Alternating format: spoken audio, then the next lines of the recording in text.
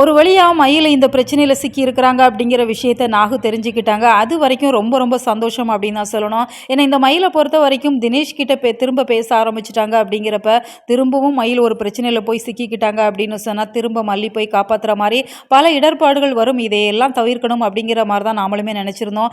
அதுபோல் இப்போ நாகு உண்மையை கண்டுபிடிச்சது உண்மையாகவே சந்தோஷமாக இருக்குது. ஏன்னா நாகுவை பொறுத்த வரைக்கும் இப்போ மயிலோட ஃபோனை வாங்கி செக் பண்ணுறப்ப எல்லா விஷயங்களுமே தெரிஞ்சுக்கிறாங்க. திரும்ப அவங்க கிட்ட கேட்குறப்ப தான் அவங்க நடந்த விஷயத்தை எடுத்து சொல்கிறாங்க. இந்த தினேஷ் என்னை விடுறதா இல்லை, நாங்கள் 2 பேரும் சேர்ந்து எடுத்துக்கிட்ட ஃபோட்டோவை வச்சு மிரட்டிட்டு இருக்கிறான் அப்படிங்கிற மாதிரி சொல்கிறப்ப தான் நீ இதை பற்றி எதுவும் கவலைப்படாத, நான் பார்த்துக்கிறேன் அப்படிங்கிற மாதிரி நாகு அவங்களுக்கு தைரியம் சொல்கிறாங்க.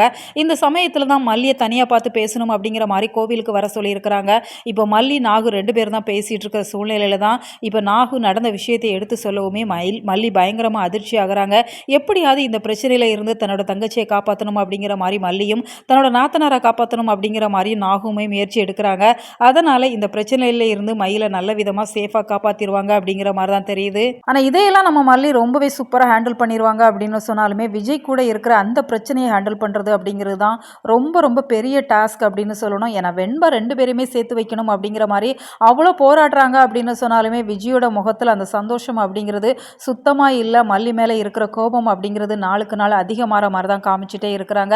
ஏன்னா ஒவ்வொரு சமயங்களில் வெண்பாவுக்கு உடல்நிலை சரியில்லாத வர்றப்பெல்லாம் மல்லி மேலே தான் அந்த கோபத்தை காமிக்கிறாங்க. இப்போ வெண்பாவோட உடல்நிலை நல்லா ஆயிடுச்சு அப்படின்னு சொன்னால் இவங்க 2 பேருக்கும் இடையில இருக்கிற பிரச்சனைகளுமே படிப்படியாக குறையும் அப்படின்னு சொல்லி தான் எதிர்பார்க்கப்படுது. அடுத்ததான் இனி ராஜியை வச்சு கதை நகரும் அப்படிங்கிற மாதிரி தான் தெரியுது. ஏன்னா ராஜி இப்போ வரைக்குமே தனிமரமாக இருக்கிறாங்க அப்படிங்கிற மாதிரி தான் காமிச்சாங்க. இப்போ அவங்களோட ஃபேமிலி வர இருக்குது அப்படிங்கிறதால அதை வச்சு இனி கதை நகர இருக்குது அப்படிங்கிறதால அப்கமிங் ஸ்டோரி லைனை பொறுத்த வரைக்கும் ராஜி அவங்களோட பொண்ணு அனன்யா விஜய் அவங்களை காதலிப்பாங்க அப்படிங்கிற மாதிரி தான் ஸ்டோரியை கொண்டு வர இருக்கிறாங்க. மல்லி இதில் இருந்து தன்னோட குடும்பத்தை எப்படி மீட்டெடுக்க போகிறாங்க அப்படிங்கிறத தான் காமிக்க இருக்கிறாங்க. ஸோ வெயிட் பண்ணி பார்க்கலாம். உங்களோட கருத்துக்களை மறக்காம கமெண்ட் பாக்ஸில் சொல்லுங்கள்.